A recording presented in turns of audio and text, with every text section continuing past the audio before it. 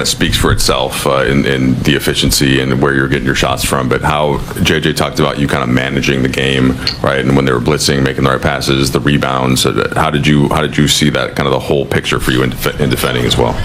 Yeah, I feel like in the second half, they were trying some blitzes. I think the paint was more close, so that's how I tried to, how do you say, kind of control the game, And I think I managed that good today. A lot of times, sometimes I don't do it, but I think I managed that good today. It's the first time a Lakers started the season with 2 40-plus point games. How about this kind of continuation from how you were playing with your national team, feeling healthy? How has this felt to start the season for you? It's felt great.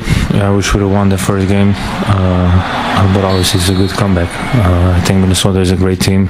We had to do a lot to win today. But myself, I feel great. Just trying to and want to win every game. Luka, obviously you want to get everyone involved, but in the first quarter when, they were burning up the nets the way they were, did you feel like you had to kind of keep pace with what they were doing? And then, I guess, how did things open up as the game went on for your teammates? I feel like, we started when they were up 10 in the first 5-6 minutes. So I felt, we just needed to be more physical, not only on the defensive end, but more on the offensive end too. So just trying to drive the ball, read the defenses, and just go from there. When you think back to last year's first-round series, what comes to your mind, and did you think back to it at all over the last couple of days coming into tonight? I honestly didn't. As I always say, last year was really tough for me. Just want to forget about last season, just trying to move on. But I didn't really think about that first series, just because, we have second game. We're going to meet them 2 or 3 more times, so it's going to be a war every time we play them. Luka, everyone talks about the joy you play with. You did a little shimmy there after the 3-point shot. Where did that come from? Was that a Steph Curry steal? Or was that Luka's steal? Shimmy? No, it's honestly because I don't know what to do at those moments. I said that before. I just do some stupid thing and I don't know what to do. And that just came out. It's got to be better. I got to work on it. Thanks, Luka. Thank you. Luka shimmy, but he also did this. James, this is ridiculous. 92 points through the first 2 games of the season. First Lakers player with back-to-back 40-point games to start the season. Look at the efficiency. Brez has talked about what he's done. The 2-point field goals. Tonight he had it going from 3 as well, made his free throws. Just incredible. He's also rebounding the ball, but unbelievable through 2 games. Yeah, as you can see right there, first Laker player with back-to-back 40-point games to start a season. I think we compared that, was it Jerry West? Who had, that many points in his his debut.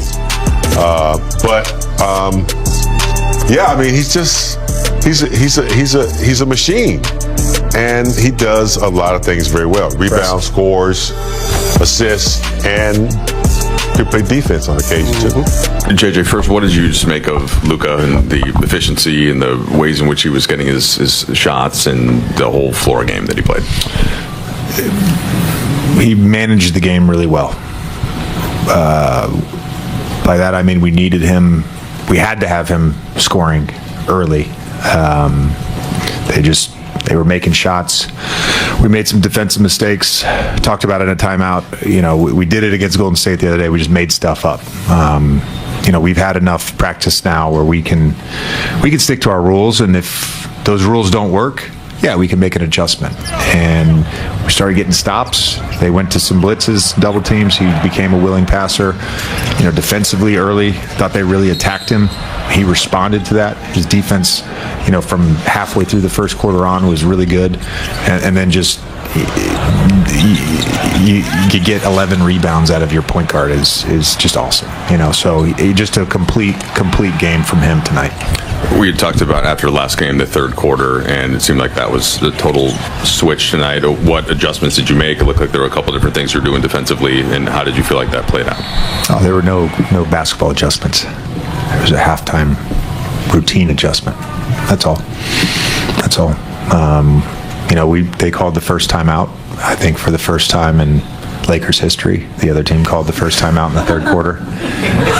Had a nice all right with the group. All right group. Yeah, we did it, so maybe that's the blueprint, just the coaches, just changing the routine a little bit. What did you say to Luka after he missed that layup when he had 48? Like, you guys had an exchange. And there was some discussion around whether or not, I'm trying to get the guy 50, and I had already given him 3 chances, and I gave him a 4th chance. He gets fouled, and then he blows that too. So, but no, he was awesome. So what about after the free throw? The last free throws before he subbed out. What did you say to him after that? Oh, that's what I told him. I said, okay. You got 4 now. Because in the timeout, we were talking, and I said, I've given you 3 chances. You passed up a layup. Gabe had a wide open 3. Love good to great. We don't need to go good to great to great to great. Like, just take the shot, So,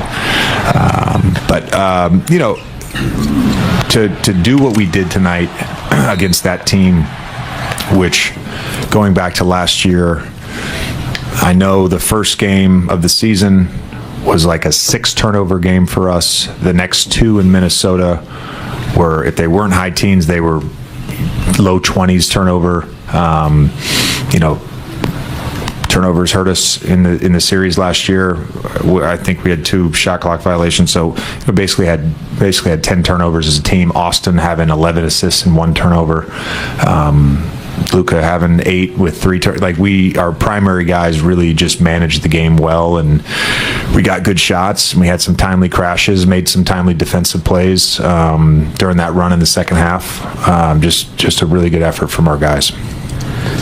Since Luka's not the only guy on the team tonight, actually, what do you think about DeAndre Ayton tonight, the way he played? Did he play with the force you wanted to see? Yeah, DA was great. I thought his patience for the game was really good. By that, Luka getting it going early, being the beneficiary of DA's screening at times. You get into halftime, I thought DA was playing really well. You look up, he's got 3 shots, and really just kind of let the offense come to him throughout that second half. And then defensively, he was really good as well. You want to let Luka win out of here? I'm happy to leave. JJ, Laker fans are known for being so rational and reasonable and patient. Did you feel any of the angst since the opening night loss? And you told us pregame it was a very detailed approach for the last couple of days. Was that in any way feeling what maybe Laker Nation was feeling? No, I've great respect for fan bases that care. I've already been warned by the NBA. I'm not allowed to use cuss words in here, but I like fan bases that give a, they care, and so I appreciate it. Got the chance to play in Philly. It's like an honor to coach this team and be a part of this organization and try to lead this group and represent this fan base. So I'm well aware that the angst exists and there's an overreaction to everything. I have followed and been in the NBA long enough to know that exists with fan bases that care as much as the Lakers fan base do, but it didn't change or affect, I don't think, me or the group at all in terms of our preparation for this game. And we have a really tough stretch coming up over the next week. The Knicks just sent a loud message to the East. This is their rivalry now. After stunning the Celtics in last year's playoffs, New York has done it again, taking down Boston 105-95 at the Garden. Here's what we learned from a gritty statement win. The Knicks are 2-0 to start the new season, and it feels like the tide has completely turned in their rivalry with Boston. Remember, just a few months ago, the Celtics were defending champs. But since that stunning playoff comeback, and with Jason Tatum out long-term, the balance of power looks very different. Let's break down the 4 biggest takeaways from this game. 1. Knicks win the possession game. This one was all about hustle and rebounding. Even without Mitchell Robinson, New York dominated the glass, grabbing 21 offensive rebounds, the most by any team this season. They converted those into 21 second chance points, compared to just 7 for Boston. the Celtics' perimeter-heavy lineup looked soft inside, and that might be a problem all season long. 2. Josh Hart begins his sixth-man campaign. Hart made his season debut off the bench, and even though he shot just 1 for 8, his impact was massive. In 19 minutes, he pulled down 14 rebounds, including 6 on the offensive glass. Coach Mike Brown called him, quote, a monster, monster, monster. Hart's energy completely changed the tempo, especially in the fourth when he grabbed 2 straight boards leading to a Brunson layup. If the Knicks win the possession game this year, Josh Hart will be the reason why. 3. Karl Anthony Towns, the new offensive hub.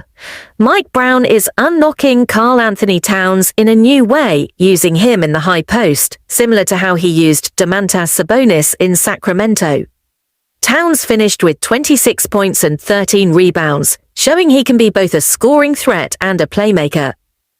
He found OG Anunoby on cuts, ran handoffs with Kolek, and spaced the floor with his three-point shooting. Jalen Brunson said it best.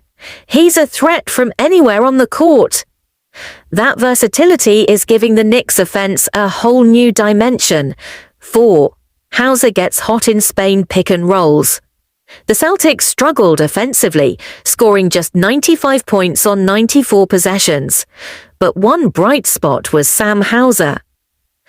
Boston ran several Spain pick-and-roll actions, freeing Hauser for multiple open threes, one of the few things that worked for them.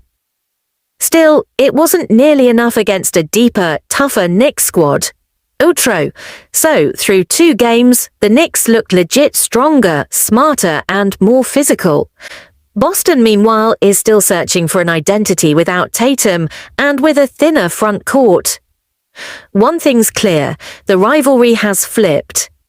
And after this 105-95 win, the Knicks are sending the East a message they're not underdogs anymore. Call to action. If you enjoyed this breakdown, hit that like button, subscribe for more NBA recaps and analysis, and tell us in the comments, are the Knicks real contenders this year?